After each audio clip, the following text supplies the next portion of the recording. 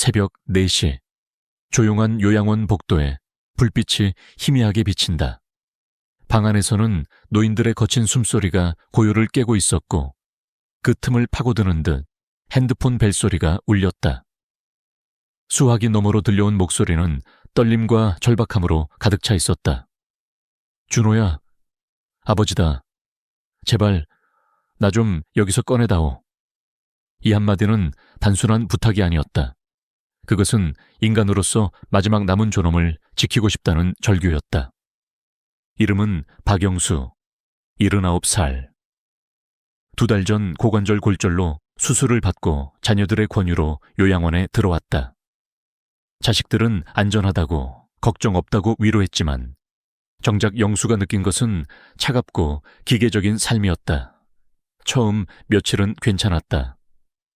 식사가 제 시간에 나오고 약도 빠짐없이 챙겨주고 응급 상황에도 바로 대응해주니 여기가 더 낫나 싶었다. 하지만 곧 깨달았다. 화장실조차 줄을 서야 하고 밥은 빨리 먹으라며 눈치를 줬다. 간호사는 그의 이름을 부르지 않고 방번호로 불렀다.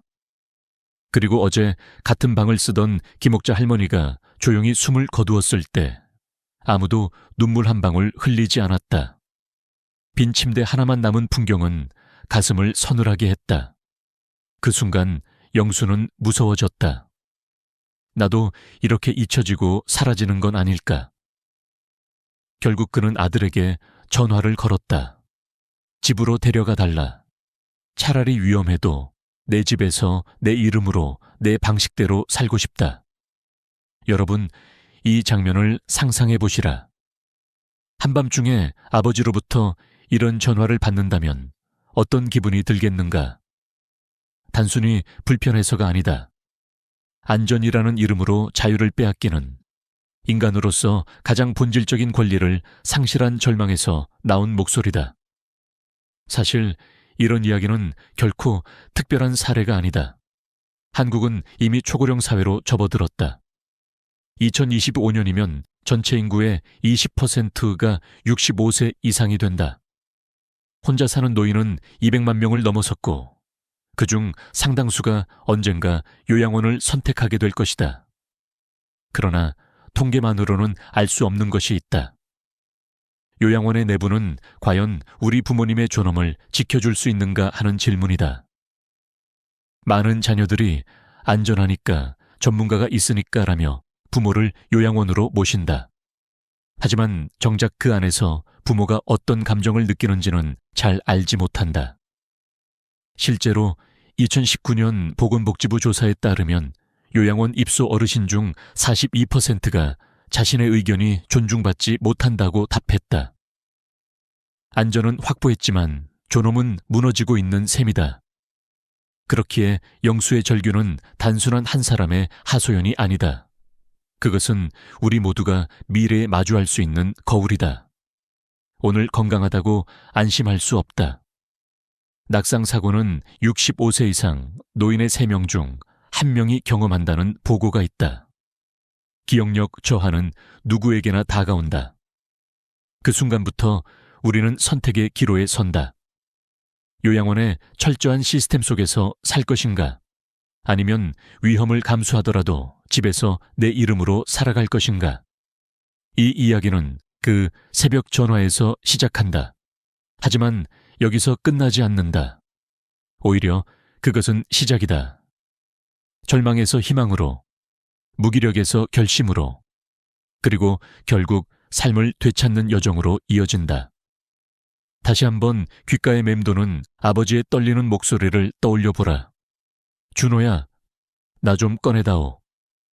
이 한 문장이 우리 가슴에 깊이 파고들며 이제 본격적으로 펼쳐질 이야기를 향해 우리를 이끌고 있다. 박영수가 요양원에 들어가기 전까지는 그저 평범한 노인이었다.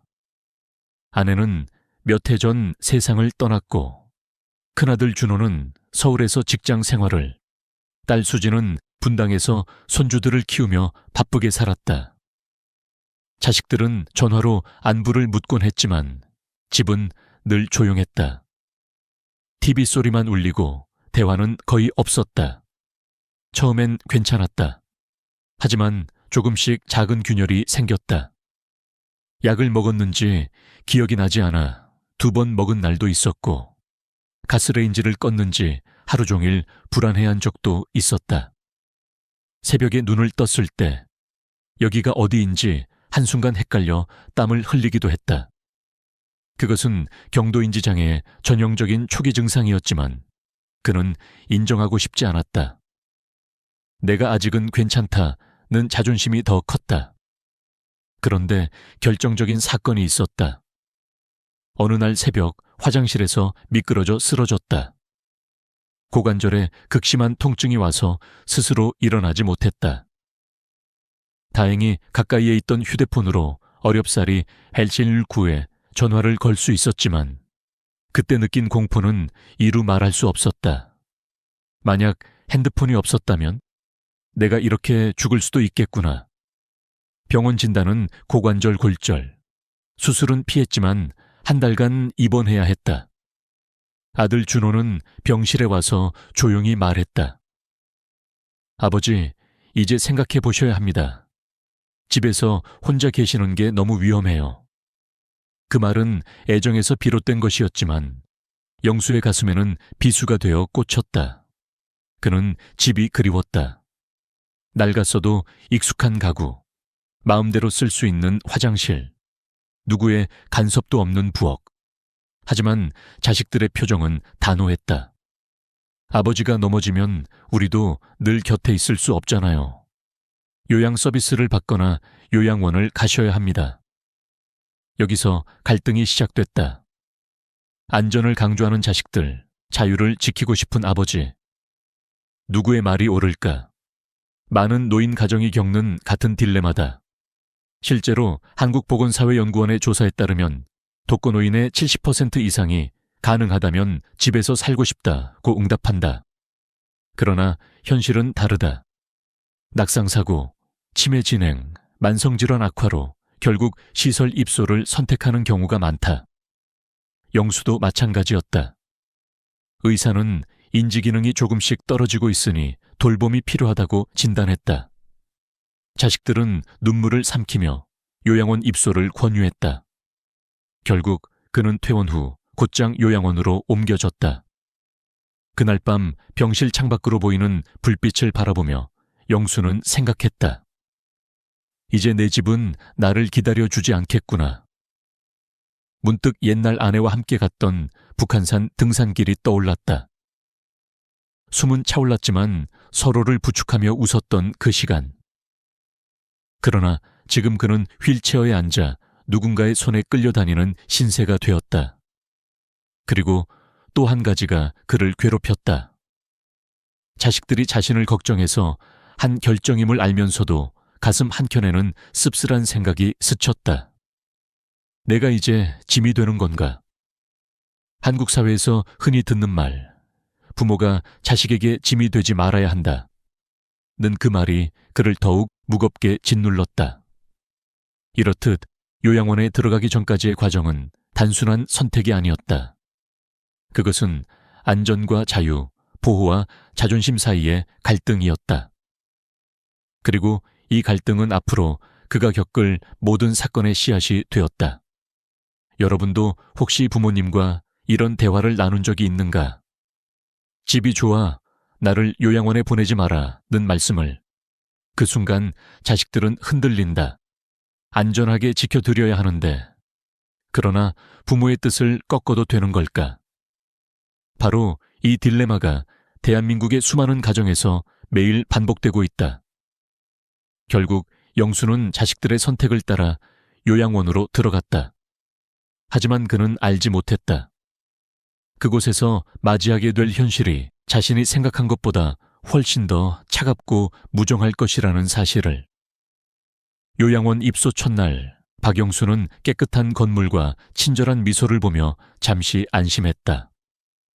안내 직원은 따뜻한 말투로 방을 소개했고 프로그램 일정표도 보여주었다. 매일 체조와 노래 교실, 미술 활동이 있습니다. 겉모습은 안정과 활기로 가득 차 보였다. 하지만 하루 이틀이 지나자 그는 그 이면을 보게 되었다. 아침 6시 요양보호사가 문을 벌컥 열며 소리쳤다.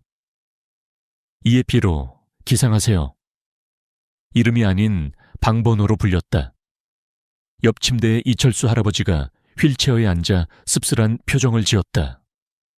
여긴 이름보다 방번호가 더 중요해요. 그 한마디는 농담 같았지만 씁쓸한 진실을 담고 있었다. 화장실은 더 큰 문제였다. 4명이 한 방을 쓰고 옆방까지 합치면 8명이 2개의 화장실을 나눠 쓴다. 아침마다 줄이 길게 늘어섰다. 요양보호사는 빨리 하세요. 다른 분 기다립니다. 라며 재촉했다. 집에서는 자유롭게 가던 화장실도 이곳에서는 작은 전쟁이었다. 식사 시간도 마찬가지였다. 영양사가 짠 식단이라 영양은 맞지만 속도가 문제였다. 보호사는 빨리 드세요. 다음 준비해야 합니다. 라며 그릇을 치워버리곤 했다. 영수는 밥을 천천히 씹지도 못한 채 급히 삼켜야 했다. 마치 공장 라인처럼. 식탁에 앉은 다른 어르신들은 대부분 말이 없었다. 고개를 숙이고 음식만 바라볼 뿐이었다. 가장 충격적이었던 건 약이었다. 간호사가 약을 들고 와서는 이름조차 설명하지 않고 삼키세요 라고만 했다. 이게 무슨 약입니까? 라고 물으면 고혈압 약이요. 빨리 드세요. 라는 짧은 대답뿐이었다. 그는 자기 몸에 들어가는 약의 정체조차 알 수 없었다. 며칠 뒤 더 큰 사건이 있었다. 옆방에 계시던 김순자 할머니가 밤새 세상을 떠났다. 그런데 다음 날 아침 아무도 그 이야기를 꺼내지 않았다. 빈 침대만 덩그러니 남아 있었고 직원들은 그저 새로운 입소자를 받을 준비만 했다. 영수는 속으로 생각했다. 여기서는 죽음조차 일상의 일부일 뿐이구나. 아무도 애도하지 않고 아무도 기억하지 않는다. 그날 밤 복도에서 간호사와 보호사가 나누는 대화를 들었다. 오늘도 식사 거부하시던데 콧줄 넣어야겠어요. 그 말투는 차갑고 기계적이었다. 한 인간의 고통이 아니라 업무의 일부로만 다뤄지고 있었다. 영수는 서서히 깨달았다. 이곳은 안전을 위한 장소가 아니라 효율을 위한 장소였다. 일정표에 맞춰 움직이고 시간표에 맞춰 먹고 자고 약을 삼킨다. 인간이 아닌 하나의 케이스로 관리되는 느낌이었다. 그럼에도 불구하고 그는 다른 어르신들의 모습을 보며 마음이 무거워졌다. 어떤 이는 자식이 온다고 매일 복도를 바라보다 결국 울음을 삼켰고 어떤 이는 말벗 하나 없이 TV만 바라보다 잠들었다. 처음에는 일주일에 한 번 오던 가족도 점점 발길이 뜸해졌다. 결국 잊혀지는 것이다. 여러분, 여기서 잠시 질문을 던지고 싶다. 만약 여러분이 요양원에 들어갔다고 상상해보라. 아침마다 방번호로 불리고 화장실도 줄을 서야 하며 밥은 급히 삼켜야 한다. 옆 침대 사람이 죽어도 누구도 말하지 않는 곳. 이곳에서 과연 살고 있다고 말할 수 있을까? 물론 모든 요양원이 그렇다는 건 아니다. 좋은 시설과 헌신적인 직원들도 있다. 그러나 중요한 건 구조적 현실이다. 보호사 한 명이 10명 이상을 돌봐야 하는 현실에서 개인의 존엄을 지켜내기란 거의 불가능하다. 이는 제도의 문제이기도 하다. 박영수는 이런 현실 속에서 점점 절망했다. 하지만 동시에 결심도 생겼다. 여기서 평생을 보낼 수는 없다. 다시 나가야 한다. 그 결심이 그를 움직이게 했다. 이제 이야기는 전환점을 맞는다. 절망 속에서도 그는 다시 일어서려 한다. 인간으로서 존엄을 되찾기 위해 그는 자신의 몸을, 마음을 단련하기 시작한다. 박영수는 어느 날 밤 텅 빈 옆 침대를 바라보다 결심했다. 이대로 있다간 나도 잊혀진 채로 사라지겠구나. 다시 걸어야 한다. 다시 내 이름으로 살아야 한다. 절망 속에서 솟아난 그 의지는 불씨처럼 작지만 강렬했다. 다음 날부터 그는 재활치료에 매달렸다. 물리치료사가 평행봉 앞에 세웠을 때 다리는 떨리고 땀은 쏟아졌다. 그러나 그는 이를 악물었다. 조금만 더 해보겠습니다. 치료사는 놀란 눈빛으로 그를 바라보았다. 대부분의 어르신들은 금세 포기했지만 영수는 끝까지 버텼다. 하루, 이틀, 일주일. 그가 잡은 평행봉은 점점 더 단단해졌다. 방 안에서도 그는 혼자 운동을 했다. 침대 옆에서 무릎 굽히기, 복도에서 지팡이를 짚고 천천히 걷기, 손가락 관절이 아파도 젓가락질 연습을 멈추지 않았다. 보호사들은 무리하지 마세요 라고 했지만 그는 대답했다. 무리해야 나갑니다. 그러나 몸을 단련하는 것보다 더 어려운 건 마음이었다. 새벽에 눈을 뜨면 여기가 어디지 하는 혼란이 찾아왔고 혹시 다시 넘어지면 하는 두려움이 엄습했다. 그럴 때마다 그는 아내의 사진을 꺼내보았다. 함께 등산하던 웃음, 함께 밥을 먹던 평범한 순간들. 그 기억이 그를 붙잡았다. 나는 아직 끝나지 않았다. 여러분도 아시다시피 고관절 골절 후 1년 내 사망률이 20%에 이른다는 통계가 있다. 하지만 적절한 재활과 꾸준한 운동을 하면 회복할 확률이 크게 높아진다. 영수는 바로 그 사실을 붙잡았다. 의사가 말해준 작은 희망을 자신의 목표로 삼았다. 그리고 그는 전략을 세웠다. 단순히 회복하는 것이 아니라 자식들을 설득할 근거를 만들기로 했다. 내가 혼자서 밥도 먹고 화장실도 가고 약도 챙길 수 있다는 걸 보여주자. 그래야만 다시 집으로 돌아갈 수 있다. 그 과정에서 그는 뜻밖의 깨달음을 얻었다. 존엄은 누가 지켜주는 게 아니라 스스로 지켜내야 하는 거구나. 요양원은 결코 그의 존엄을 대신 보장해주지 않았다. 오히려 거기서 존엄을 되찾는 방법은 오직 하나. 스스로 다시 일어서고 목소리를 내는 것이었다. 어느 날 물리치료사가 말했다. 박 어르신, 정말 많이 좋아지셨습니다. 이제 혼자 걸을 수 있겠어요. 그 순간 그의 가슴은 벅차올랐다. 아직 집으로 돌아가려면 멀었지만 첫 걸음을 내딛었다는 사실이 중요했다. 여러분, 우리는 흔히 나이가 들면 의지할 수밖에 없다고 생각한다. 하지만 영수의 이야기는 다르게 말한다. 나이가 들어도 다시 선택할 수 있다. 존엄을 되찾을 수 있다. 물론 쉽지 않다. 매일의 통증, 매일의 외로움, 매일의 절망을 견뎌야 한다. 그러나 그 속에서도 다시 일어서려는 의지가 희망의 불씨가 된다. 그는 이제 요양원이라는 시스템 속에서 단순히 버티는 노인이 아니었다. 자유를 되찾기 위한 투사가 되었다. 이 작은 반란이 결국 그의 인생을 바꾸게 될 것이다. 몇 달간의 재활 끝에 박영수는 마침내 지팡이를 짚고 복도를 걸을 수 있게 되었다. 보호사들은 놀랐다. 보통 이 정도 회복 속도는 드물어요. 그는 속으로 웃었다. 이제 증명했다. 나는 아직 살아있다. 그리고 드디어 가족을 설득할 시간이 왔다. 주말에 아들 준호와 딸 수진이 면회를 왔다. 그는 침착하게 말했다. 나 이제 집에 가고 싶다. 의사도 내 상태가 괜찮다고 했다. 요양 서비스를 받으면서 살면 충분하다. 처음엔 자식들이 망설였다. 아버지, 혼자 계시다가 또 사고 나면 어떡해요? 하지만 그는 자신 있게 대답했다. 나는 이미 다시 걷고 있다. 약도 스스로 챙길 수 있다. 이제 내 삶은 내가 결정하고 싶다.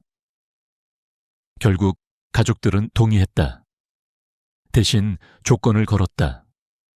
매일 3시간 요양보호사가 집에 와서 식사와 청소, 건강관리를 도와주기로 했다.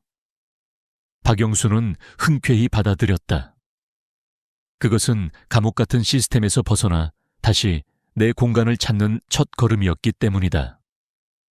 집으로 돌아온 첫날 밤, 그는 낡은 천장을 바라보며 깊은 숨을 내쉬었다.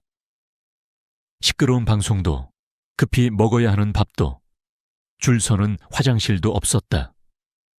오직 고요와 자유만 있었다. 그 순간 그는 느꼈다. 이게 살아있다는 느낌이구나. 이후 그의 삶은 조금씩 변했다. 매일 오전 10시 김선영 요양보호사가 찾아왔다. 어르신, 오늘은 어떤 음식을 드시고 싶으세요? 그는 오랜만에 자신의 입맛을 이야기할 수 있었다. 된장찌개, 잡채, 멸치볶음. 작은 선택 하나하나가 그의 자존심을 되살렸다. 뿐만 아니라 그는 두뇌 활동에도 신경 썼다. 매일 신문을 읽고 중요한 부분을 메모했다. 선영 씨는 퍼즐과 단어 게임을 준비해와서 함께 시간을 보냈다. 실제 연구에 따르면 규칙적인 두뇌 활동은 경도인지 장애의 진행을 늦추는 데 큰 도움이 된다. 영수도 그 변화를 느꼈다. 예전에는 날짜를 자주 헷갈렸지만 달력을 보며 하루를 기록하자 점점 기억력이 안정되었다. 또한 그는 매일 공원을 걸었다. 처음에는 지팡이에 의지했지만 한 달이 지나자 짧은 거리는 지팡이 없이도 걸을 수 있었다. 햇살을 받으며 벤치에 앉았을 때 그는 깨달았다. 요양원에서는 시간을 버텼지만 이제는 시간을 살고 있다. 여러분, 여기서 중요한 사실을 말씀드리고 싶다. 노인이 집에서 안전하게 지내기 위해 필요한 것은 단순하다. 첫째, 낙상 방지를 위한 환경 정비, 미끄럼 방지 매트, 손잡이 설치, 가구 배치 조정. 둘째, 정기적인 운동과 두뇌 활동. 셋째, 최소한의 돌봄 서비스. 이 세 가지만 지켜도 요양원 대신 내 집에서 살아갈 가능성이 크게 높아진다. 실제로 보건복지부 자료에 따르면 방문 요양 서비스를 이용한 노인의 65%가 요양원 입소를 늦출 수 있었다고 한다. 박영수의 사례는 단순한 개인의 회복 이야기가 아니다. 그것은 제도와 환경, 그리고 가족의 선택이 어떻게 한 노인의 삶을 바꿀 수 있는지를 보여주는 증거다. 그는 이제 단순히 살아남는 것이 아니라 존엄을 회복하며 하루를 새롭게 채워가고 있었다. 그리고 그는 마음속으로 다짐했다. 다시는 요양원에 가지 않겠다. 내 몸과 마음을 내가 지키겠다. 이 결심은 단순한 고집이 아니라 인생의 마지막을 어떻게 살아갈 것인가에 대한 선언이었다.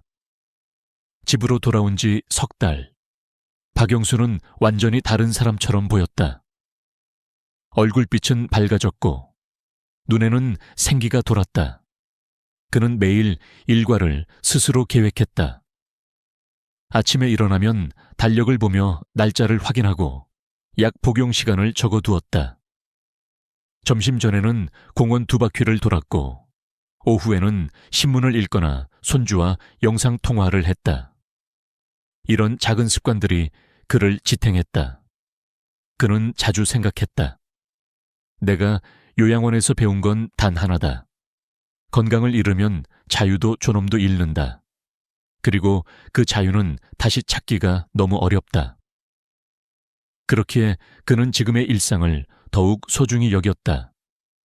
어느 날 같은 공원 벤치에서 다른 노인들과 이야기를 나누게 되었다. 한 할머니가 말했다. 내 친구가 요양원에 들어갔는데 시설도 좋고 밥도 잘 나온대. 영수는 잠시 망설이다가 자신이 경험한 이야기를 들려주었다. 겉보기엔 좋아 보일지 몰라도 직접 살아보면 다르오. 이름 대신 방번호로 불리고 밥은 급히 먹어야 하고 죽음마저 조용히 처리된다오. 사람의 존엄이 사라지는 곳이지. 노인들은 놀란 표정으로 그의 말을 들었다. 그럼 어쩔 수 없이 가야 할 땐 어떻게 해야 하나요? 영수는 조용히 고개를 끄덕였다. 그럴 땐 반드시 직접 가서 확인해야 하오. 직원들의 얼굴빛, 어르신들의 눈빛, 식사 시간의 분위기. 무엇보다 사람을 봐야 하오. 시설보다 중요한 건 사람이니까. 그는 이어서 말했다. 낙상 방지를 위해 집을 어떻게 바꿔야 하는지, 요양보호사 한 명이 몇 명을 돌보는지, 밤에도 충분한 인력이 있는지 꼭 확인하시오. 그리고 가족이 자주 방문하는 분위기인지 또 중요하오. 요양원에 들어가면 시간이 갈수록 잊히는 게 가장 큰 고통이니까. 이날의 대화는 작은 모임으로 발전했다. 그와 몇몇 노인들은 함께 운동하기로 약속했고 서로를 돕기로 했다. 그는 느꼈다. 내 경험이 다른 이들에게 도움이 될 수 있구나. 힘들었던 3달이 헛되지 않았구나. 여러분, 이 이야기를 듣고 계신다면 꼭 기억하시길 바란다. 지금 건강하다고 안심하지 마라. 낙상은 순간이고 기억의 혼란은 누구에게나 올 수 있다. 중요한 건 지금부터 준비하는 것이다. 규칙적인 운동, 균형 잡힌 식사, 두뇌 활동, 그리고 무엇보다 존엄을 포기하지 않겠다는 의지. 이것이 노년을 지켜내는 힘이다. 박영수는 이제 자신에게 약속했다. 다시는 요양원에 가지 않겠다. 내 집에서 내 방식으로 존엄하게 살겠다. 그리고 우리에게도 메시지를 남긴다. 여러분, 제발 늦기 전에 준비하시오. 건강을 잃으면 모든 걸 잃는다오. 그러나 지금부터 관리하면 끝까지 내 집에서 살 수 있다오. 그의 목소리는 단호하면서도 따뜻했다. 그것은 단순한 충고가 아니라 삶의 끝자락에서 건져 올린 진실이었다. 이렇게 그의 3달간의 요양원 생활은 끝났고 이제는 새로운 인생을 살아가고 있다. 그리고 그 이야기는 우리 모두에게 경고이자 희망의 메시지로 남는다. 집을 3년 더 살 수 있는가? 만약 대답이 망설임이라면 그것은 실패의 징조가 아니라 출발의 신호입니다. 우리는 떠밀려서가 아니라 스스로 정한 날짜, 내가 정한 체크리스트로, 내가 원하는 방식으로 다음 무대를 고를 수 있습니다. 이 여정의 나침반으로 저는 6개의 이정표를 제안할 겁니다. 숨 쉴 수 있는 집의 크기, 병원보다 삶이 가까운 인프라, 자녀와의 건강한 거리, 낭만 뒤의 현실을 직시하는 전원주택의 진실, 약보다 먼저 챙길 산책로와 공원, 그리고 마지막 순간에도 나를 지켜줄 유동성까지. 오늘 이 영상은 결론을 서두르지 않겠습니다. 대신 단단한 첫걸음을 드리겠습니다. 오늘이라는 시간을 내일의 안전과 바꾸는 거래. 그 시작은 여러분의 현관에서 10분입니다. 현관 앞 신발끈을 매는 순간 여러분은 이미 이사를 시작한 것입니다. 집이 바뀌기 전에 사람이 바뀌면 이사는 위기가 아니라 선언이 됩니다. 그리고 선언은 두려움 대신 선택을 데리고 옵니다. 지금 그 선택을 당신의 손에 다시 쥐어드리겠습니다. 노후의 집을 이야기할 때 사람들은 종종 이렇게 말합니다. 애들도 다 나갔으니 이제 둘만 사는데 큰 집이 무슨 필요야. 작은 집이 딱이지. 그 말은 겉보기에는 합리적으로 들립니다. 그러나 실제로 좁은 집에 들어간 순간 그 공간은 아늑함이 아니라 압박이 됩니다. 방이 너무 작아 손 하나 뻗을 때마다 벽에 부딪히고 거실이 없어 의자조차 제대로 둘 수 없으며 식탁을 없애니 가족의 식사 자리는 순식간에 사라집니다. 처음에는 정리가 잘 된 것 같지만 시간이 지날수록 물건은 쌓이고 놓을 데는 없고 그때마다 버릴까 말까 고민하다 하루가 다 갑니다. 결국 앉을 자리 하나만 남은 집은 감옥보다 답답한 곳이 됩니다. 집의 크기는 단순히 평수의 문제가 아닙니다. 그것은 곧 마음의 크기입니다. 작은 집에서 스트레스가 쌓이면 부부간의 대화는 짧아지고 혼잣말은 늘어나며 방문을 닫는 시간이 많아집니다.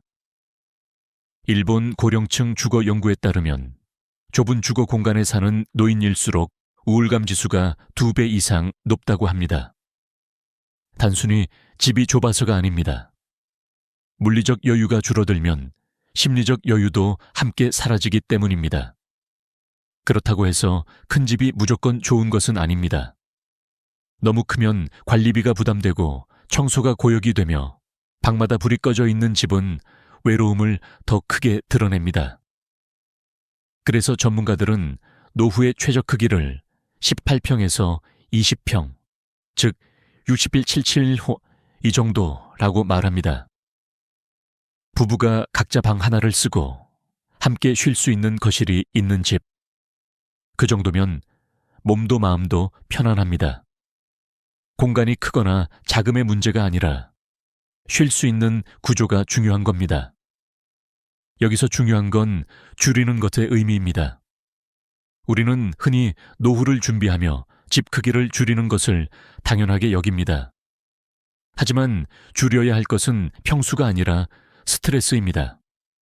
수납이 체계적으로 되어 있고 창문이 넓어 햇빛이 잘 들어오며 가구 동선이 막히지 않는 집이라면 작은 공간도 편안해질 수 있습니다. 결국 노후의 집은 크기보다 구성이 핵심입니다. 제가 직접 만난 한 60대 부부는 이렇게 말했습니다. 우린 작은 집으로 옮겼는데 처음엔 좋았어요. 그런데 어느 순간부터 거실이 없어지니 대화도 없어졌어요. 밥도 각자 방에서 먹게 되더라고요. 그분들은 결국 다시 조금 더 넓은 집으로 이사했습니다.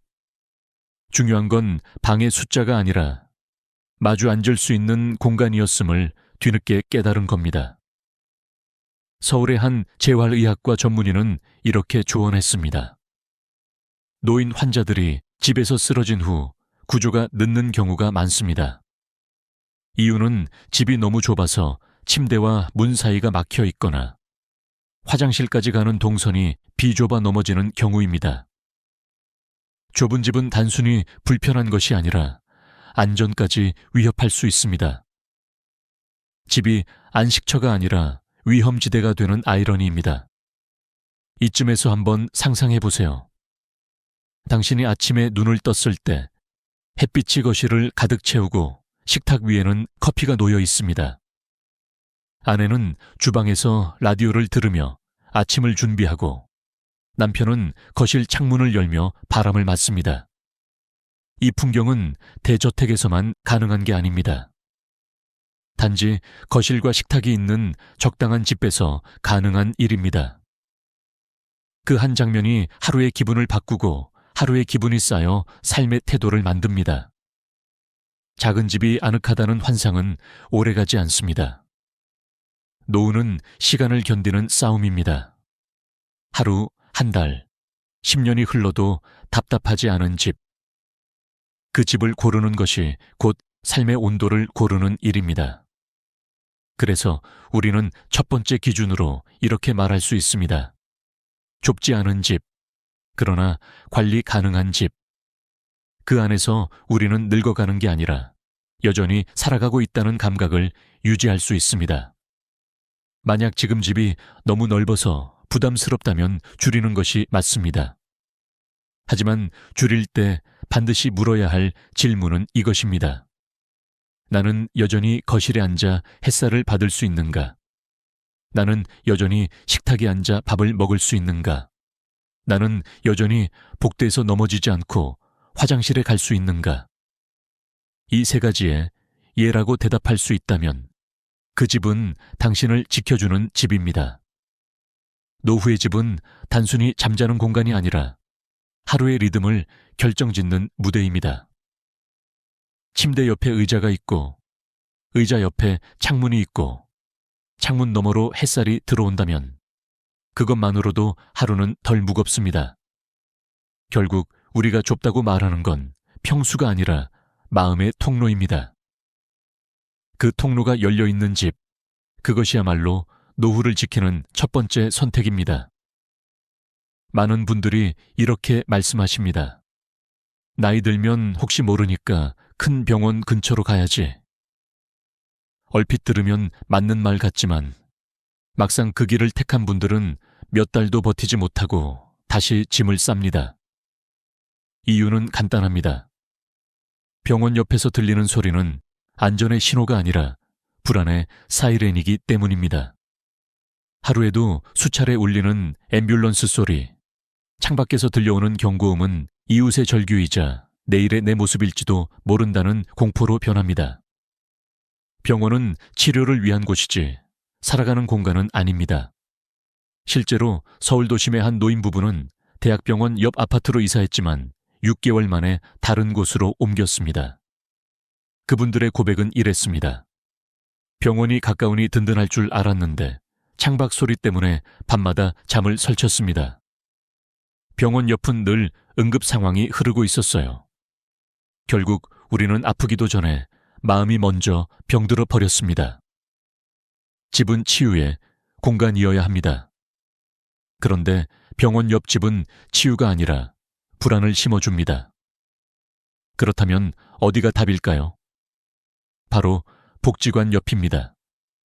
복지관은 병원과 달리 살아있는 생활의 중심입니다.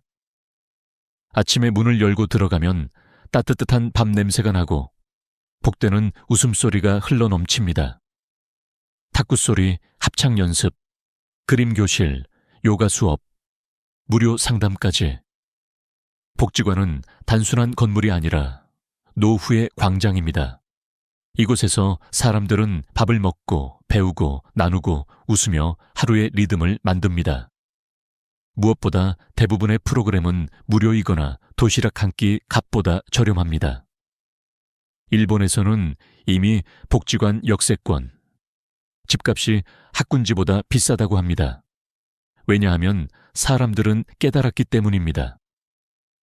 노년의 삶에서 중요한 건 아이들 성적이 아니라 내일의 삶을 붙잡아줄 관계망이라는 사실을요. 한국도 이제 곧 그렇게 될 겁니다. 아파트 가격을 움직이는 새로운 기준은 학교 근처가 아니라 복지관 근처가 될 것입니다. 의학적으로도 복지관의 효과는 입증되어 있습니다. 2019년 한국노인복지학회 연구에 따르면 복지관 프로그램에 주 3회 이상 참여하는 노인의 우울증 지수가 참여하지 않는 노인보다 40% 낮았다고 합니다. 운동, 문화활동, 사회적 교류가 약보다 더 강력한 치료제라는 증거입니다. 다시 말해 병원은 지출이지만 복지관은 투자입니다. 저는 한 어르신의 이야기를 잊을 수 없습니다.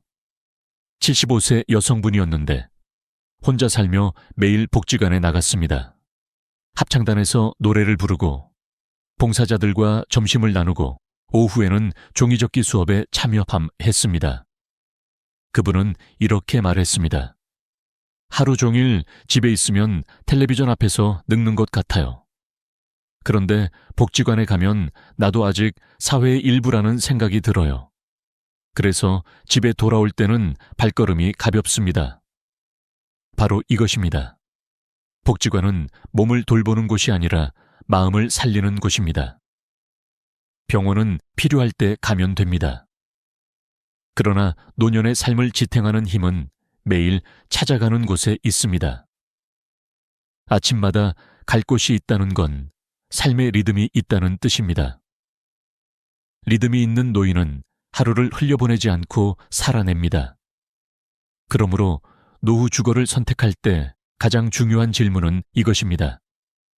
내 집에서 복지관까지 몇 분 걸리는가? 이 질문 하나가 삶의 무게를 바꿉니다. 혹시 아직도 병원 옆이 더 낫다고 생각하십니까? 병원은 당신을 환자로 부르고 복지관은 당신을 이웃으로 부릅니다.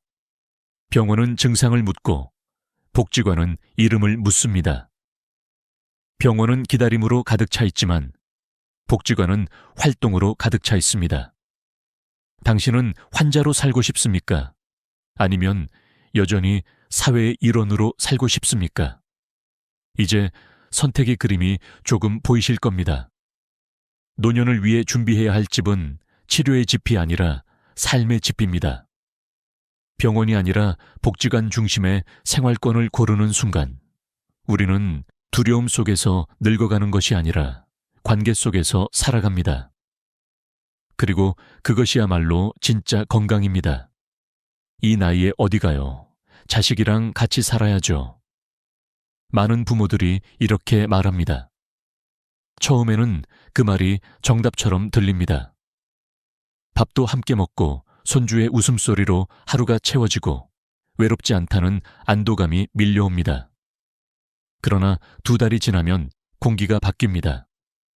며느리의 말투가 달라지고 사위의 눈빛이 싸늘해지고 심지어 자식들조차 말없이 피합니다. 왜일까요? 가족이라는 이름으로 서로의 자유를 조금씩 갉아먹고 있기 때문입니다. 자녀 입장에서 부모가 집에 항상 있다는 건 눈치라는 이름의 족쇄가 됩니다. 집은 더 이상 편안한 공간이 아니라 감시받는 공간이 되고 대화는 의무로 줄어듭니다. 부모 입장에서도 마찬가지입니다. 멀쩡하던 내 집이 하루아침에 숙식 제공소로 바뀐 듯한 기분, 자식의 눈치를 보며 집 안에서 숨죽여 살아야 하는 답답함. 결국 서로를 아끼려 했던 마음이 불편으로 변하고 맙니다. 그렇다면 가장 좋은 거리는 어디일까요? 바로 엘리베이터를 타지 않아도 되는 거리입니다. 같은 아파트 단지 다른 동, 혹은 걸어서 5분 거리. 이 정도면 자식이 도움이 필요할 때 바로 달려올 수 있고 부모도 언제든 손주를 볼 수 있습니다. 그러나 생활은 독립적입니다. 각자의 저녁 시간을 지키고 각자의 집에서 잠을 자며 각자의 생활을 누립니다. 가까우면서도 간섭하지 않는 거리. 그것이 진짜 가족을 지키는 거리입니다. 실제로 한 조사에서 자녀와 한 지붕 아래 사는 고령 부모의 스트레스 지수는 독립적으로 살면서 근처에 자녀가 있는 부모보다 2배 이상 높았습니다. 반면 얼뿐 거리에서 따로 사는 경우 부모와 자녀 모두 만족도가 가장 높았습니다. 서로 도울 수 있으면서도 삶의 리듬을 해치지 않기 때문입니다. 한 어머니의 경험담을 들어보겠습니다. 68세였던 그분은 아들의 집으로 들어가 손주를 돌봤습니다. 처음 2달은 행복했습니다. 그러나 시간이 지나면서 며느리와의 대화가 줄고 자신의 생활은 사라졌습니다. 결국 다시 근처 아파트로 이사했는데 그때 이렇게 말했습니다. 같이 살 땐 내가 짐처럼 느껴졌는데 가까이 살면서도 따로 사니 가족이 다시 소중해졌습니다. 한국 사회는 여전히 부모와 자식은 함께 살아야 한다는 정서를 강하게 가지고 있습니다. 그러나 현실은 다릅니다. 함께 사는 것이 오히려 관계를 망가뜨리는 경우가 더 많습니다. 노후에 중요한 것은 의존이 아니라 독립입니다. 자식에게 짐이 되는 순간 스스로도 무너지고 가족도 무너집니다. 이제 질문을 던져보겠습니다. 나는 자식과 어느 거리에 살고 있는가? 만약 너무 멀어서 도움을 받을 수 없다면 위기 때 홀로 쓰러질 수 있습니다. 반대로 너무 가까워 함께 사는 상황이라면 사랑이 짐이 되어 갈등으로 변할 수 있습니다. 답은 그 중간입니다. 걸어서 5분, 혹은 엘리베이터 한 번이면 닿을 거리. 그곳이야말로 부모와 자식 모두가 웃을 수 있는 지점입니다. 우리는 흔히 가족의 사랑을 거리에 비례한다고 착각합니다. 하지만 진짜 사랑은 거리를 지킬 줄 아는 지혜에서 나옵니다. 거리가 적당해야 자유가 생기고 자유가 있어야 서로를 존중할 수 있습니다. 그러니 노후의 집을 고를 때 가장 중요한 질문 중 하나는 이것입니다. 나는 자식과 몇 분 거리에 살고 싶은가? 이 질문에 대한 답이 곧 당신의 노후 관계를 지켜줄 열쇠가 될 것입니다. 부모와 자식이 함께 산다고 해서 더 가깝게 사랑하는 것이 아닙니다.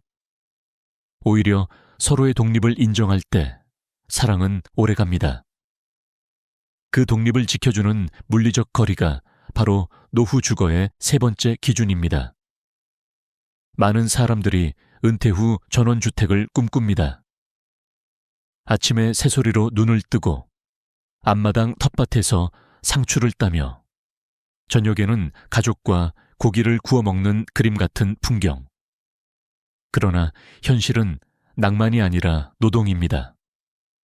봄이 오면 잡초와의 전쟁이 시작되고 여름이면 모기와 벌레가 침대까지 따라옵니다. 가을에는 하루 종일 낙엽을 치워야 하고 겨울에는 눈을 치우다가 허리를 다치기도 합니다. 처음 한두 달은 즐겁지만 그 이후부터는 마당이 아니라 전쟁터가 됩니다. 실제로 경기도 외곽으로 이사간 한 어르신은 이렇게 말했습니다. 처음엔 공기도 맑고 좋았어요. 그런데 혼자서 눈을 치우다 미끄러져 응급실에 갔습니다. 그날 이후 이 집은 낭만이 아니라 두려움이 되었어요. 전원주택은 경치가 아름다운 감옥이 될 수 있습니다. 마트까지 차로 30분, 병원까지 40분, 응급 상황이 생기면 도와줄 이웃은 없습니다. 전화를 걸어도 올 사람이 없다는 현실은 고립이 아니라 고독이라는 무게로 다가옵니다. 전원주택의 문제는 단순히 편의시설의 부족이 아닙니다. 바로 고립입니다. 한국보건사회연구원 조사에 따르면 전원지역에 거주하는 노인의 사회적 고립 위험은 도심 거주 노인보다 2.3배 높다고 합니다. 사람 소리가 사라지면 아무리 새소리가 아름다워도 마음은 점점 시들어갑니다. 의학적으로도 사회적 고립은 흡연만큼 건강에 해롭다고 알려져 있습니다. 심장병, 치매, 우울증의 주요 원인이 되기도 합니다. 한 72세 여성분의 경험담은 이를 잘 보여줍니다. 도시에서 전원주택으로 이사한 뒤 처음 몇 달은 친구들이 놀러 왔습니다. 그러나 시간이 지나면서 방문은 줄었고 결국 1년 만에 다시 서울로 돌아왔습니다. 그분은 이렇게 말했습니다. 경치가 예쁜데 아무도 없으니 마음이 시끄러웠어요. 나는 사람 소리가 그리웠습니다. 바로 이것입니다. 노후는 경치보다 사람이 먼저입니다. 흙냄새보다 이웃의 목소리가 먼저입니다. 전원주택의 낭만은 젊은 날의 여행으로 충분합니다. 하지만 노후의 삶은 여행이 아니라 일상입니다. 매일 반복되는 일상 속에서 중요한 것은 편리함과 안전, 그리고 관계입니다. 전원주택은 이 세 가지를 모두 놓치기 쉽습니다. 그러므로 노후 주거를 고민할 때 반드시 물어야 할 질문은 이것입니다. 이 집에서 쓰러졌을 때 누가 나를 들어줄 수 있는가? 만약 대답이 없다라면 그 집은 노후를 위한 집이 될 수 없습니다. 물론 모든 전원주택이 나쁜 것은 아닙니다. 최근에는 전원형 아파트나 중소도시 단지들이 늘어나고 있습니다. 자연을 누리면서도 병원과 복지관, 마트가 가까운 구조라면 어느 정도 대안이 될 수 있습니다. 그러나 외진 시골 마당집은 낭만의 껍데기일 뿐 실제로는 고립과 노동을 불러옵니다. 집은 나를 쉬게 해주는 곳이어야 합니다. 그러나 전원주택은 종종 나를 일하게 만드는 것이 됩니다. 하루의 대부분을 집 관리에 쓰다 보면 삶은 소모되고 관계는 끊어집니다. 노후는 고립이 아니라 연결 속에서 빛납니다. 그렇기에 전원주택의 달콤한 유혹을 경계해야 합니다. 혹시 지금도 나는 자연 속에서 살고 싶다라고 생각하시나요? 그렇다면 반드시 이 질문을 덧붙여 보세요. 내가 병원에 갈 수 없는 날에도 이 집은 나를 지켜줄 수 있는가? 답이 아니오라면 그것은 낭만이 아니라 위험입니다. 노후의 집은 마음을 설레게 하는 풍경보다 몸을 지켜주는 시스템이 우선입니다. 전원주택의 현실을 직시하는 순간 우리는 더 이상 환상에 흔들리지 않습니다. 집은 낭만을 꾸미는 무대가 아니라 내일을 지켜주는 안전망이어야 합니다. 이 기준을 기억한다면 마지막 집은 나를 외롭게 하지 않을 것입니다. 이 동네는 왜 이렇게 집값이 비싸요? 라고 물으면 공인중개사가 가장 먼저 하는 말이 있습니다. 여기 공원이 가까워요. 이 한마디는 사실 단순한 부동산 홍보가 아닙니다. 공원과 산책로가 가까운 동네는 오래 살기 좋은 동네라는 뜻입니다. 나이가 들수록 약국 근처보다 더 중요한 것은 발걸음을 내디딜 수 있는 산책길입니다. 걷기만큼 만병을 예방하는 약은 없습니다. 고혈압, 당뇨, 우울증, 불면증까지 모두 걷기로 개선됩니다. 그렇다면 왜 많은 사람들이 운동을 해야 한다고 알면서도 하지 못할까요? 이유는 간단합니다. 집 근처에 걸을 만한 길이 없기 때문입니다. 좁은 인도, 자동차가 쌩쌩 달리는 도로, 콘크리트 벽으로 둘러싸인 아파트 단지. 이런 곳에서 걷는 건 운동이 아니라 스트레스입니다. 그러나 나무가 줄지어 있는 산책로, 호수와 벤치가 있는 공원, 햇빛이 쏟아지는 쉼터가 있는 동네에서는 걷는 것이 기쁨이 됩니다. 걷는 시간이 의무가 아니라 선물이 되는 겁니다. 실제로 세계보건기구 WHO는 노인의 일주일 걷기 시간이 150분 이상이어야 건강을 유지할 수 있다고 권고합니다. 그런데 한국 통계에 따르면 집 근처에 공원이 있는 노인은 그렇지 않은 노인보다 권고 기준을 충족할 확률이 2배 이상 높았습니다. 공간이 사람의 습관을 바꾸는 것입니다. 한 76세 남성의 사례를 들어보겠습니다. 그는 70세의 당뇨 진단을 받고 걷기 운동을 시작했습니다. 다행히 집 근처에 큰 공원이 있어 매일 30분씩 걸을 수 있었습니다. 5년 뒤 그의 혈당 수치는 안정되었고 체중도 줄었으며 우울감이 크게 개선되었습니다. 그는 이렇게 말했습니다. 병원에서 받은 약보다 공원이 준 효과가 더 컸습니다. 그분의 삶을 지탱한 것은 약국이 아니라 산책로였습니다. 여기서 중요한 교훈이 있습니다.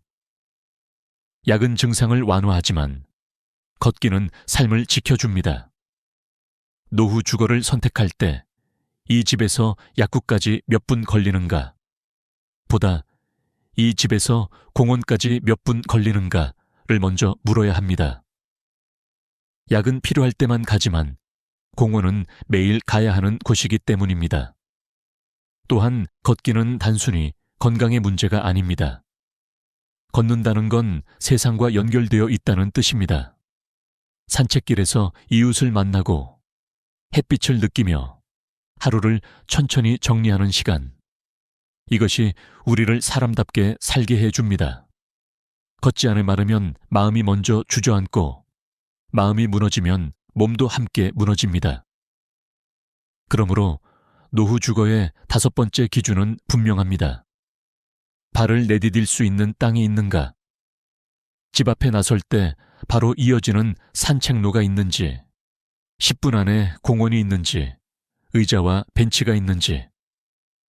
이것이 노년의 삶의 질을 결정하는 핵심 기준입니다. 마지막으로 집의 의미를 다시 한번 되새겨 봅니다. 집은 사는 곳이지만 동시에 자산입니다. 난 여기서 죽을 때까지 살 거야 라고 말하는 분들이 많습니다. 그러나 인생은 그렇게 단순하지 않습니다. 배우자를 잃거나 병이 생기거나 혼자 감당하기 어려운 일이 닥치면 그 집을 처분해 돌봄 비용을 마련해야 하는 순간이 옵니다. 그런데 집이 팔리지 않는다면? 너무 외진 곳, 오래된 구조, 비싸게 들여놓은 전원주택, 살 땐 좋았지만 팔 땐 아무도 찾지 않는 집. 결국 가장 힘들 때 발목을 잡는 건 아이러니하게도 그 집이 됩니다. 그래서 마지막 집을 고를 때는 살기 좋은가와 함께 반드시 팔기 쉬운가를 고려해야 합니다. 교통이 편리하고 생활 인프라가 있으며 꾸준한 수요가 있는 곳. 집은 마지막 순간에 가장 유용한 비상금 통장이 됩니다. 팔 수 없는 집은 나도 묻고 자식도 묵습니다. 마지막 집은 내가 머무는 곳이 아니라 내가 떠날 수 있게 도와주는 곳이어야 합니다. 이제 그림이 선명해집니다.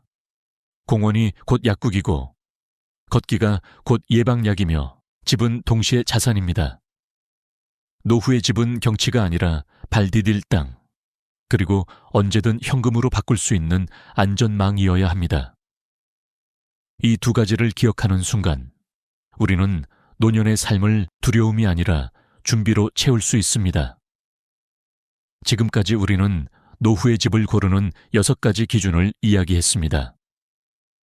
좁지 않은 집, 병원보다 복지관, 자녀와의 건강한 거리, 전원주택의 환상 뒤 현실, 공원이 곧 약국이라는 사실, 그리고 팔 수 있는 집의 중요성까지. 그런데 여기서 마지막으로 더 중요한 질문이 있습니다. 도대체 나는 어디서 살아야 할까? 선택지는 여러 가지입니다. 아파트, 전원주택, 실버타운, 그리고 최근 떠오르는 중소도시 전원형 아파트까지. 각각 장단점이 분명합니다. 실버타운은 시설이 호텔처럼 완벽합니다.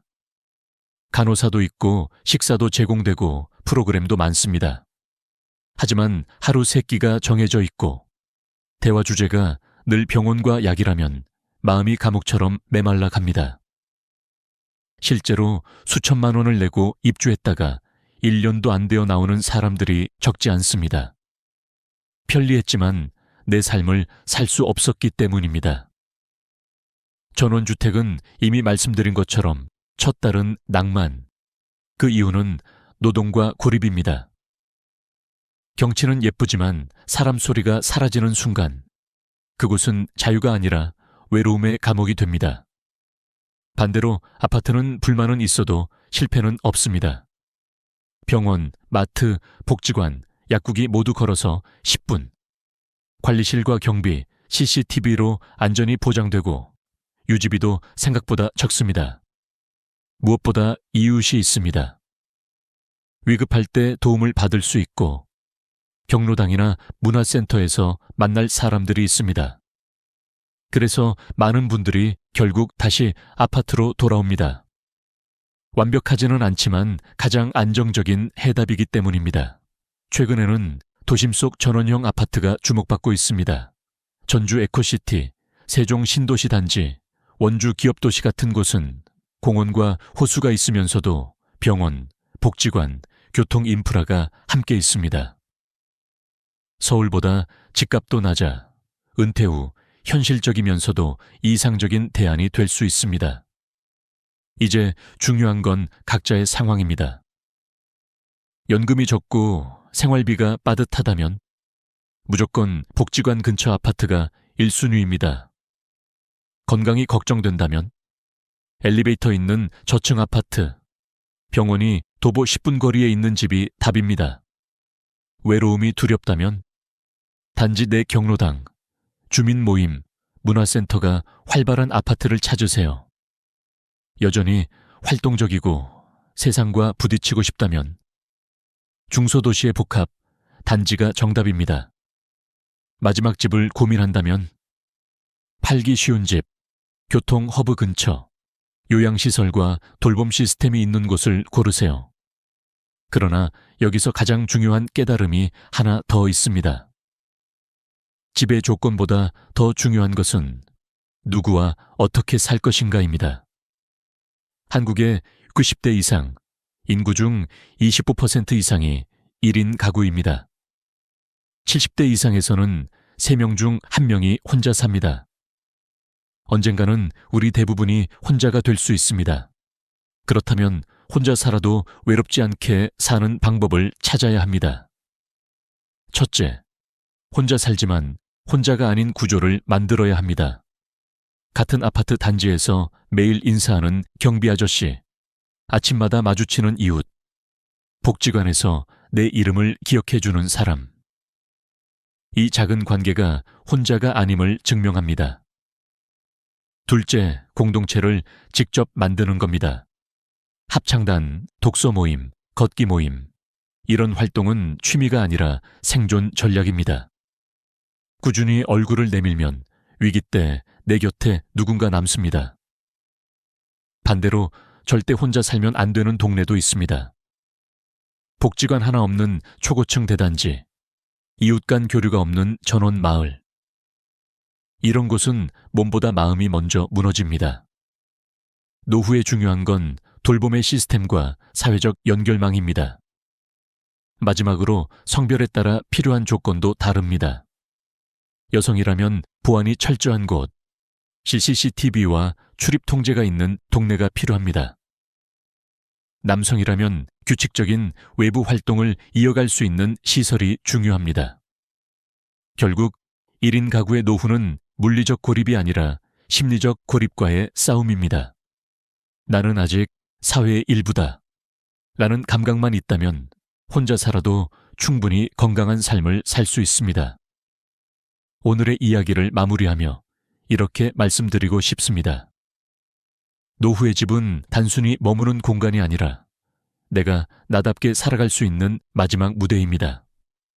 무대가 무너지지 않도록 지금부터 조명을 켜고 무대 장치를 세우고 함께할 사람들을 초대해야 합니다.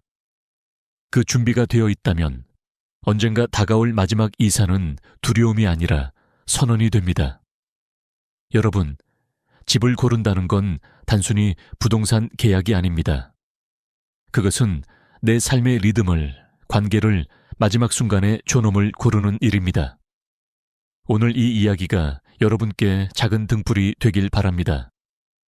만약 도움이 되셨다면 좋아요와 구독으로 함께해 주세요.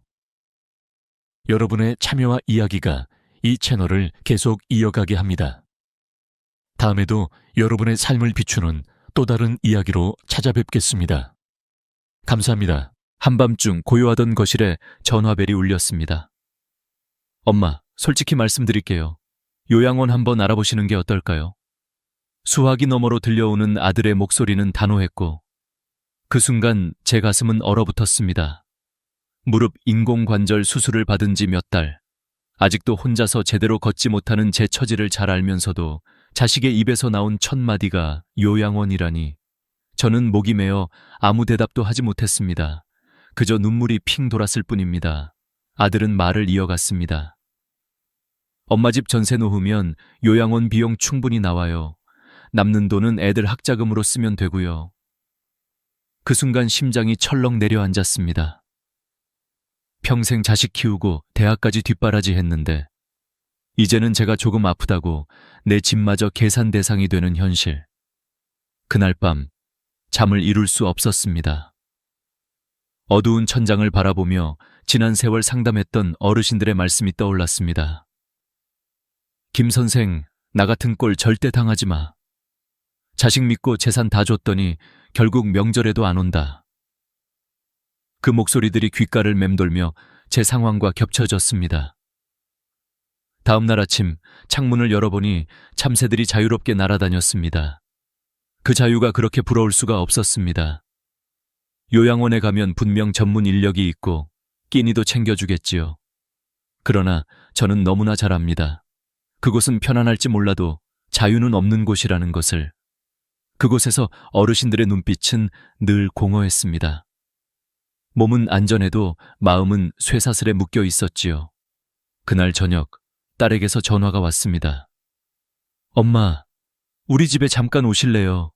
신혼집이라 좁긴 하지만. 목소리 끝에는 이미 피로와 부담이 묻어 있었습니다. 저는 깨달았습니다. 그들이 진심으로 원하는 건 함께하는 생활이 아니라 결국 또 다른 해결책을 미루는 것뿐이라는 사실을. 밤이 깊어가자 큰아들이 다시 전화를 걸었습니다. 엄마, 일단 한 달만 체험해보세요. 마음에 안 들면 나오시면 되잖아요. 체험이라는 달콤한 말. 하지만 저는 압니다. 처음엔 일주일에 한 번 찾아오겠다고 약속하지만 결국에는 명절에도 오지 않는다는 사실을. 저는 수백 명의 사례 속에서 그 패턴을 너무도 똑똑히 보아왔습니다. 그날 밤 저는 스스로에게 물었습니다. 내 노후 누가 책임져야 하는가? 몸은 불편하고 경제적 상황은 팍팍하며 자식들은 저를 짐처럼 느끼는 지금. 그러나 제 영혼은 아직 꺼지지 않았습니다.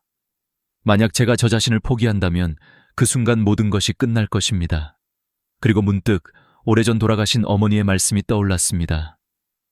영수가 늙으면 서럽다. 하지만 더 서러운 건 자식 눈치 보며 사는 거다. 그 말이 그토록 뼈아프게 다가온 적은 없었습니다. 이 이야기를 시작하는 이유는 단순합니다. 지금 이 영상을 보고 계시는 분들 중에도 저처럼 자식의 말 한마디에 가슴이 무너진 분이 계실 겁니다. 한국에서 65세 이상 인구는 이미 1,000만 명에 달합니다. 그중 15% 이상이 요양원이나 요양병원에 머물고 있습니다. 그러나 최근 조사에 따르면 요양시설 거주 노인의 43%가 가장 큰 고통으로 외로움을 꼽았습니다. 편의와 안전 뒤에 감춰진 진짜 문제는 바로 마음의 고립인 것입니다. 저는 그날 결심했습니다. 내 노후는 내가 지킨다. 누가 뭐라 해도 내 선택은 내가 한다. 그것이 무너진 자존심을 붙드는 마지막 끈이었으니까요. 이제 제 이야기는 여기서 시작됩니다. 전화벨이 울리던 한밤중, 그리고 그 전화가 끝난 순간, 저는 제 인생 후반전의 방향을 스스로 정하기로 했습니다. 수술이 끝난 후 저는 큰아들 집으로 들어갔습니다. 처음 일주일은 따뜻했습니다.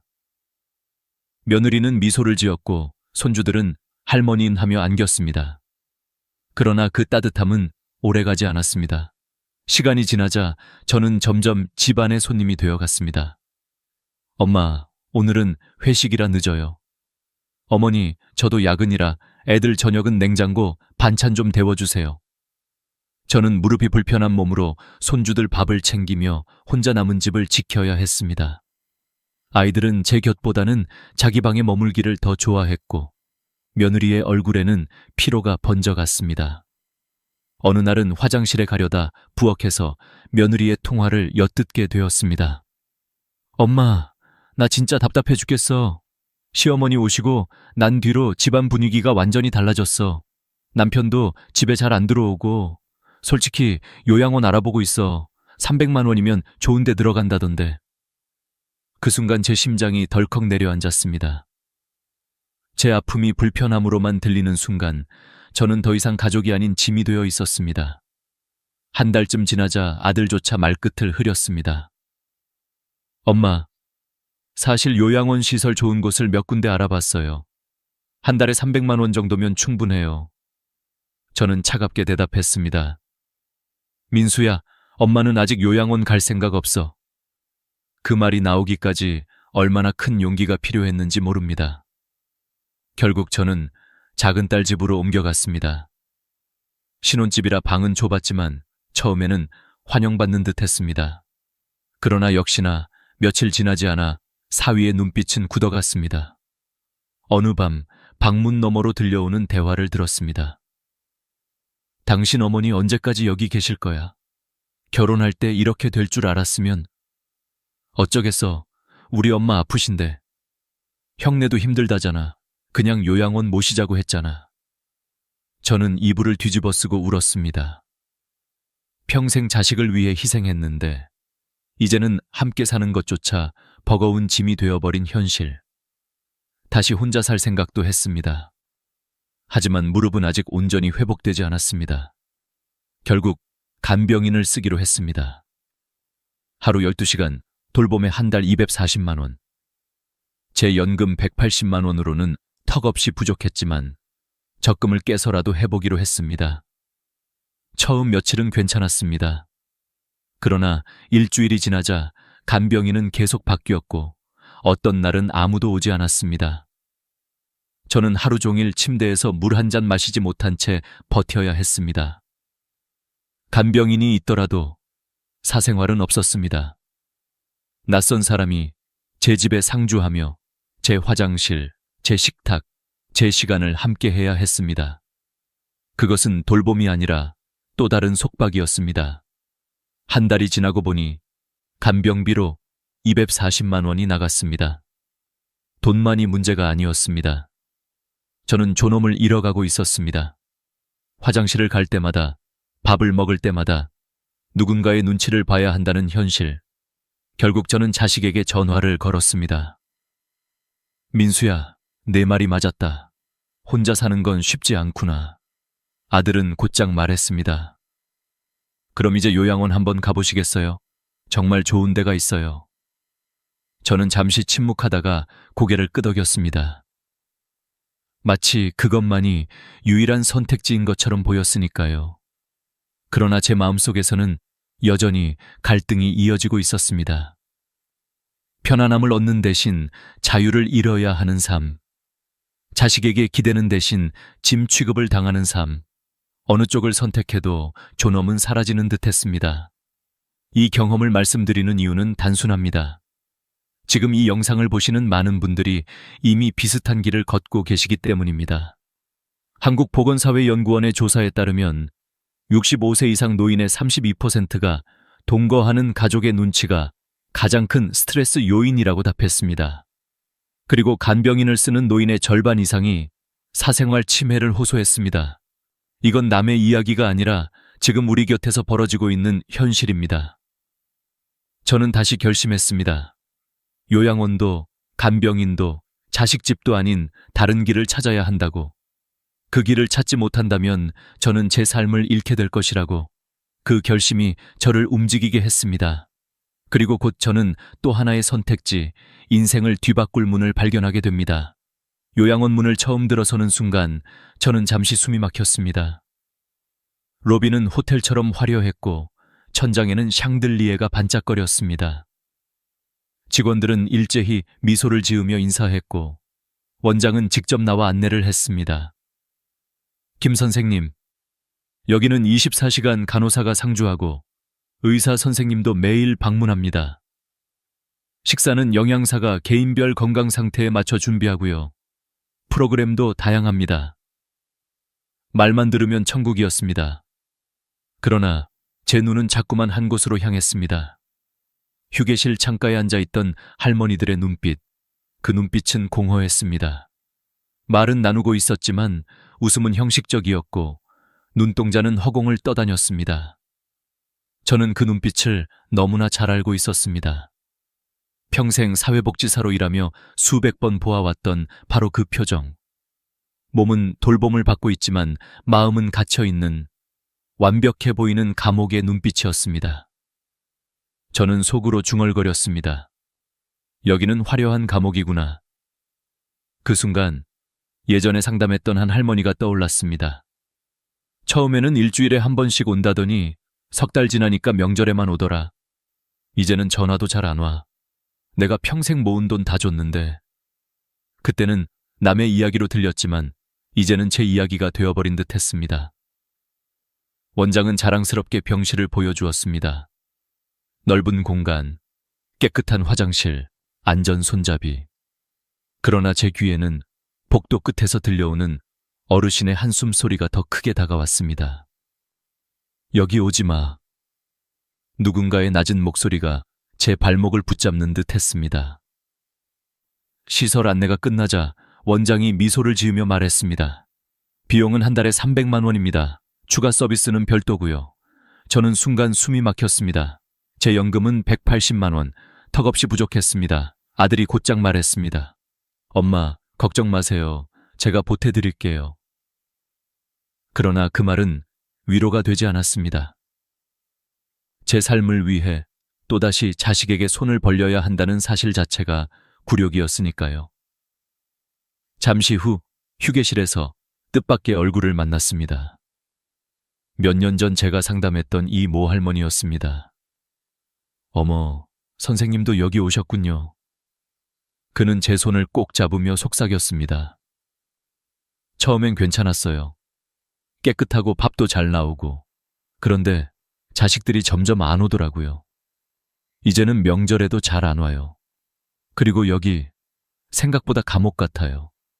몇 시에 일어나고 몇 시에 밥 먹고 모든 게 정해져 있어요. 내 마음대로 할 수 있는 게 하나도 없어요. 할머니의 눈에서 눈물이 흘러내렸습니다. 제발, 선생님은 여기 오지 마세요. 그 순간 제 마음은 확고해졌습니다. 아무리 시설이 좋아도, 아무리 전문 인력이 있어도 제 자유와 존엄을 잃는 삶은 살 수 없다는 결심. 저는 아들을 향해 말했습니다. 민수야, 엄마는 여기 못 살겠다. 아들은 당황한 듯 물었습니다. 엄마, 왜요? 시설 너무 좋은데요. 시설이 문제가 아니야.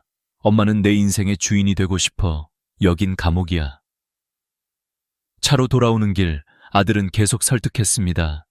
하지만 제 마음은 이미 굳어 있었습니다. 그날 이후 저는 더 이상 요양원을 선택지에 두지 않았습니다. 이 장면에서 여러분께 꼭 말씀드리고 싶은 게 있습니다. 요양원은 분명 필요한 공간입니다. 그러나 모든 어르신에게 정답은 아닙니다. 최근 보건복지부 자료에 따르면 요양시설 입소 노인의 38%가 자율성 상실을 가장 큰 불만으로 꼽았습니다. 반대로 집에서 돌봄을 받는 노인의 46%는 경제적 부담을 가장 큰 문제로 꼽았지요. 결국 문제는 시설의 좋고 나쁨이 아니라 나에게 맞는 선택을 스스로 할 수 있는가에 달려 있습니다.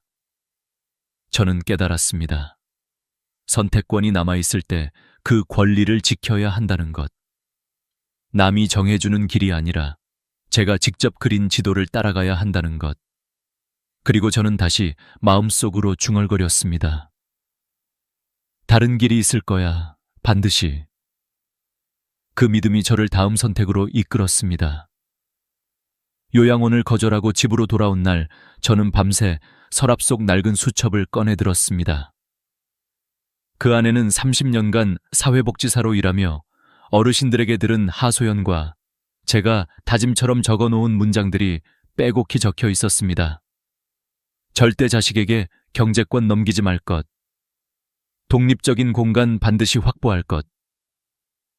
내 노후는 내가 책임질 것. 붉은 펜으로 써놓은 글자들이 눈앞에서 번져 보였습니다. 그런데 정작 저는 그 약속들을 실천하지 못하고 있었습니다. 그래서 다시 시작했습니다. 한국에서 노인이 선택할 수 있는 길을 냉정하게 정리해 보기로 했습니다.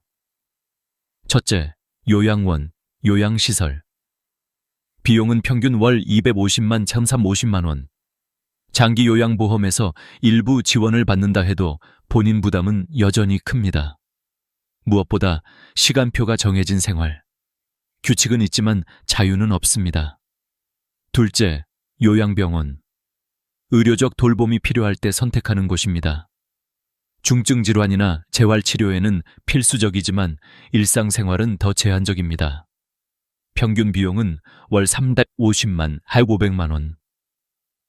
장기 입원은 결국 자산을 소모시키는 길입니다. 셋째, 간병인 돌봄. 집에서 생활하면서 도움을 받을 수 있지만 비용은 만만치 않습니다. 하루 12시간만 해도 한 달 240만 원, 24시간이면 450만 원 이상. 연금 생활자에게는 사실상 불가능한 선택지입니다. 더구나 간병인이 자주 바뀌면 사생활은 사라집니다. 그리고 넷째, 제가 거의 잊고 있던 길. 바로 복지주택이었습니다.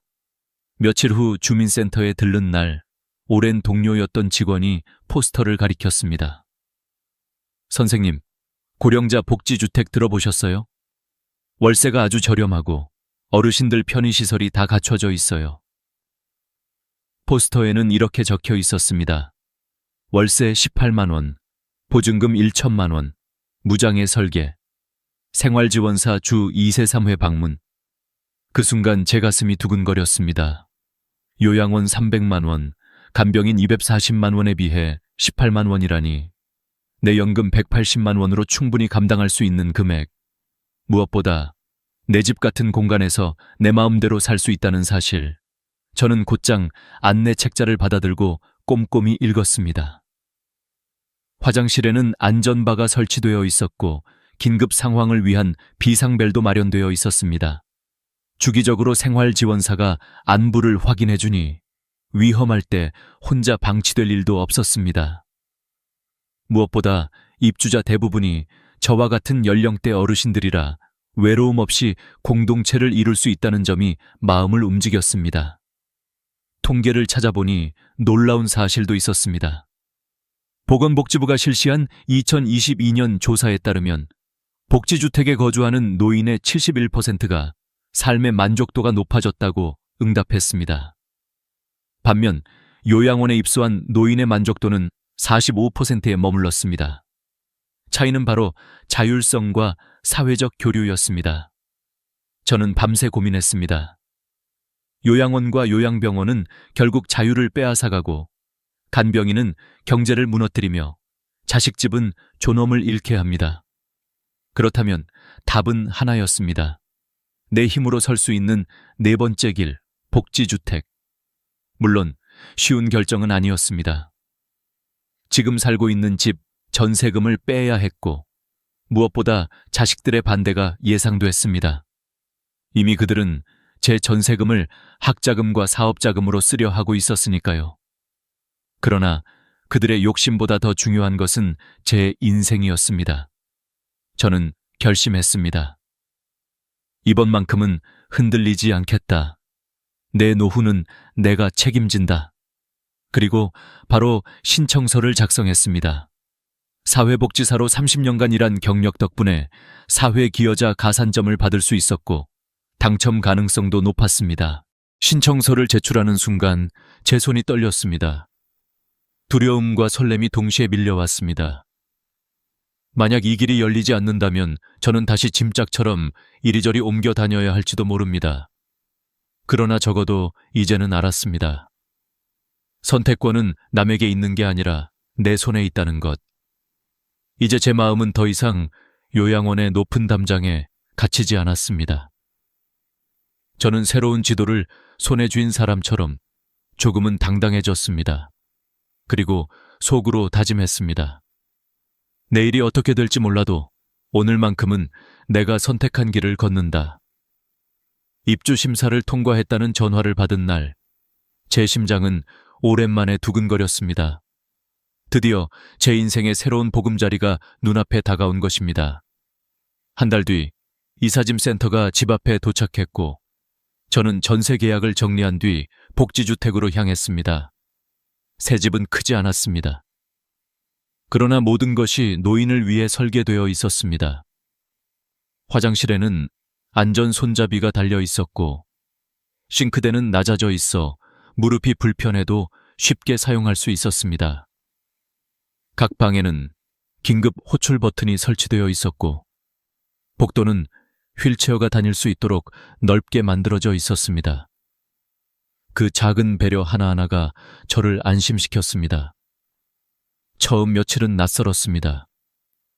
그러나 곧 같은 단지에 사는 어르신들과 친해지기 시작했습니다. 매일 아침 단지 내 공원에서 함께 가벼운 체조를 하고 저녁에는 작은 도서관에서 책을 읽으며 이야기를 나누었습니다. 영숙 씨, 오늘도 일찍 나오셨네요. 네, 무릎이 예전보다 많이 좋아졌어요.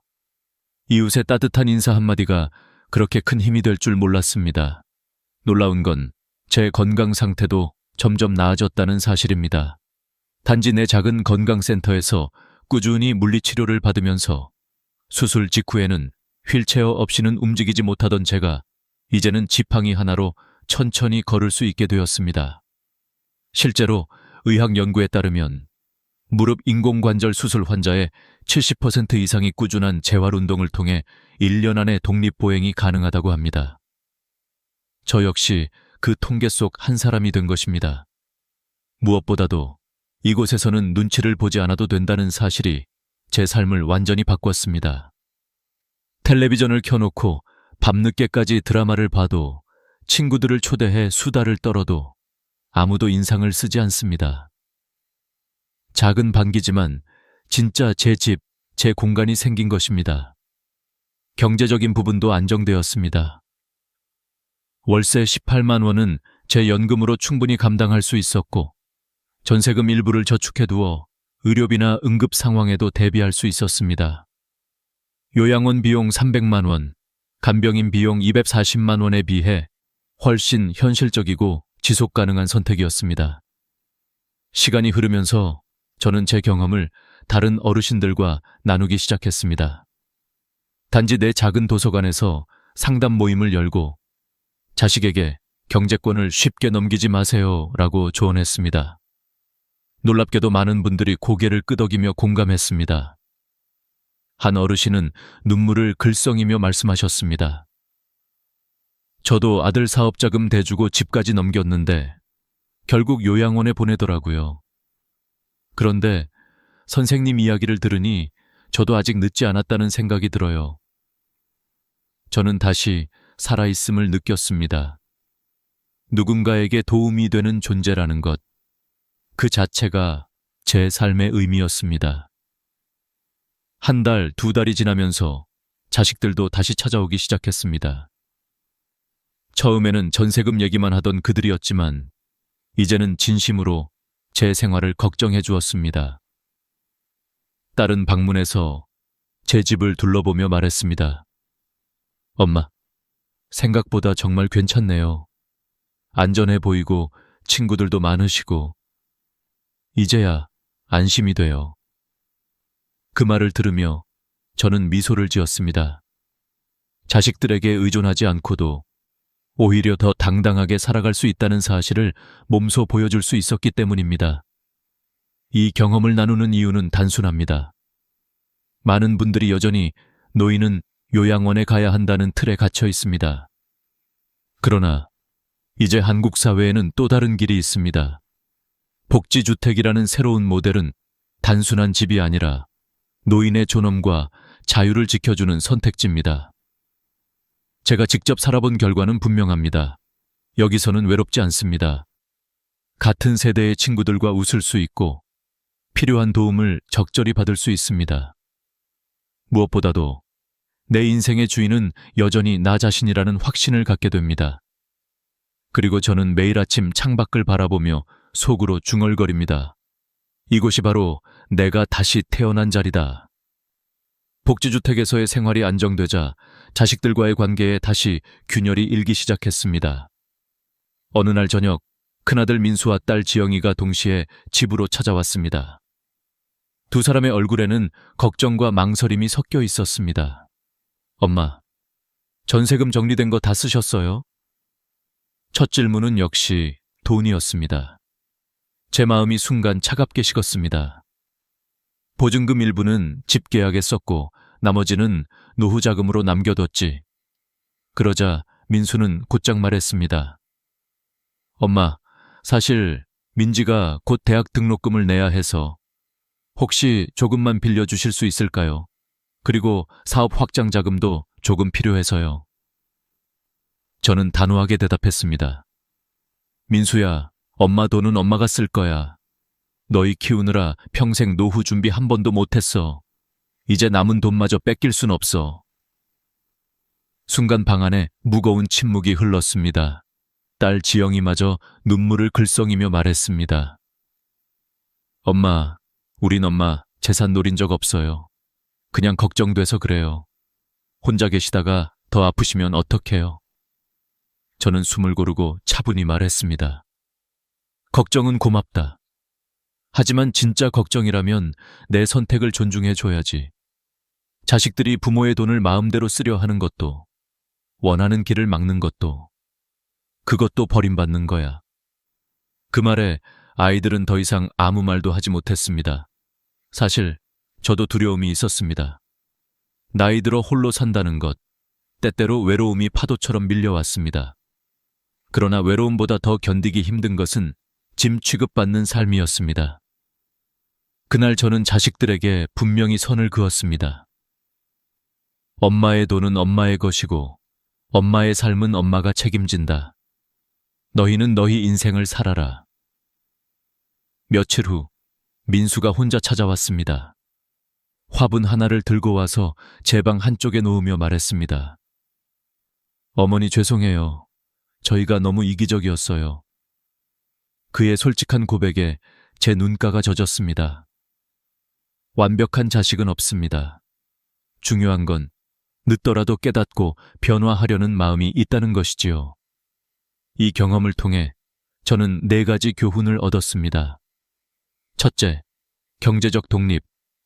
돈이 있어야 자유가 있습니다. 재산을 함부로 넘기지 말고 자신을 위해 준비해야 합니다. 둘째, 공간의 독립. 자식 집은 집이 아니라 잠시 머무는 곳일 뿐입니다. 내 방, 내 집이 있어야 비로소 존엄이 지켜집니다. 셋째, 관계의 경계. 사랑하는 가족일지라도 선은 필요합니다. 경계가 있어야 서로 존중할 수 있습니다. 넷째, 스스로의 책임. 결국 내 삶은 내가 책임져야 합니다. 아무도 대신 살아주지 않습니다.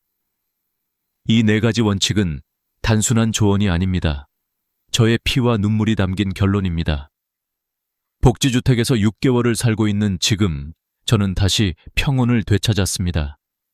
자식들은 한 달에 한 번씩 찾아오며 진심으로 제 안부를 챙겨줍니다. 더 이상 돈 얘기는 꺼내지 않습니다. 대신 제 선택을 존중하고 오히려 배운다고 말합니다. 엄마처럼 당당하게 살고 싶어요. 그 말을 들으며 저는 비로소 웃을 수 있었습니다. 경계를 세웠기 때문에 오히려 관계가 회복된 것입니다. 노후는 단순히 오래 사는 것이 목표가 아닙니다. 어떻게 내답게 사느냐가 중요합니다. 저는 이제야 그 답을 조금은 알 것 같습니다.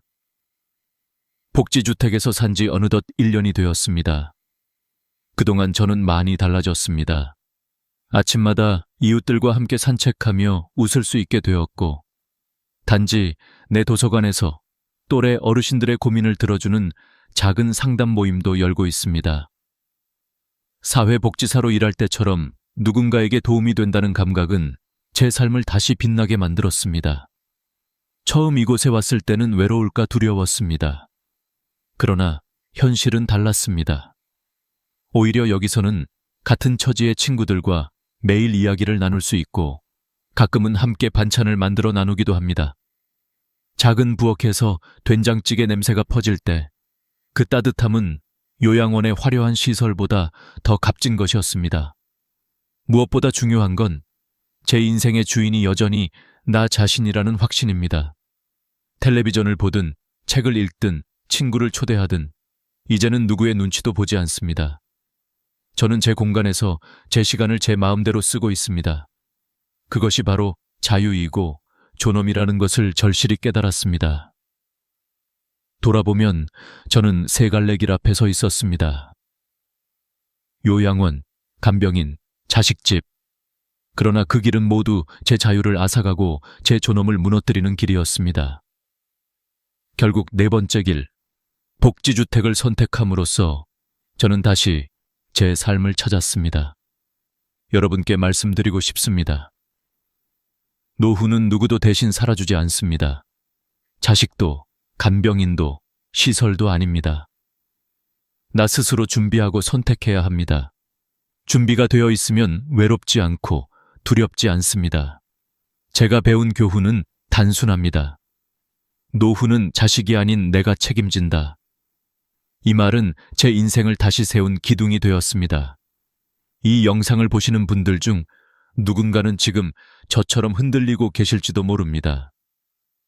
자식의 말 한마디에 마음이 무너지고 돈 문제에 갈등하고 외로움에 잠 못 드는 분도 계시겠지요.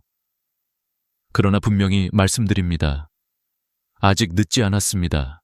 지금이라도 준비하고 선택하면 우리 모두는 당당한 노후를 살 수 있습니다.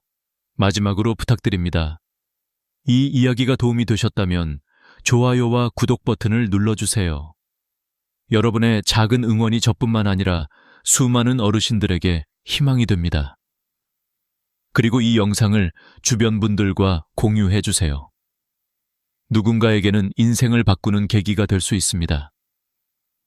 저는 이제 매일 아침 창문을 열며 이렇게 속삭입니다. 오늘도 내 삶은 내 것이다.